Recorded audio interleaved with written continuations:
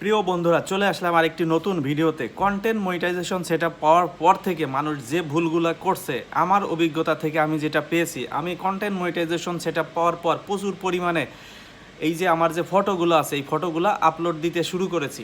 আর এই ফটোগুলো আপলোড দেওয়ার কারণে দেখা গেছে আমার পেজে রিচ ডাউন হয়ে যাচ্ছে। কেন?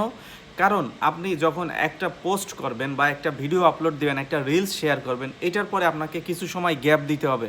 ধরুন আপনার পেজে সব কিছু মনিটাইজেশন টুলসগুলো অ্যাক্টিভ আছে, এখন আপনি একটা রিলস আপলোড দিয়েছেন, কিছুক্ষণ পরে আপনি আবার একটা ফটো আপলোড দিয়েছেন, 1 ঘন্টা পরে আবার আপনি বড় লং ভিডিও আপলোড দিতেছেন। এই যে ভুলগুলো আপনি করতেছেন, একটার পর একটা আপনি আপলোড দিতেই থাকতেছেন, এই ভুলগুলো করার কারণে অটোমেটিক আপনার পেজে রিচ ডাউন হয়ে যাচ্ছে। সো বন্ধুরা, ট্রাই করবেন কন্টেন্ট মনিটাইজেশন পাওয়ার পর থেকে যে আপনাকে ফটো বেশি বেশি আপলোড দিতে হবে, বিষয়টা এমন নয়। প্রত্যেকটা পোস্ট, প্রত্যেকটা রিলস, প্রত্যেকটা লং ভিডিও আপলোড দেওয়ার পর মিনিমাম 2 থেকে 3 ঘন্টা সময়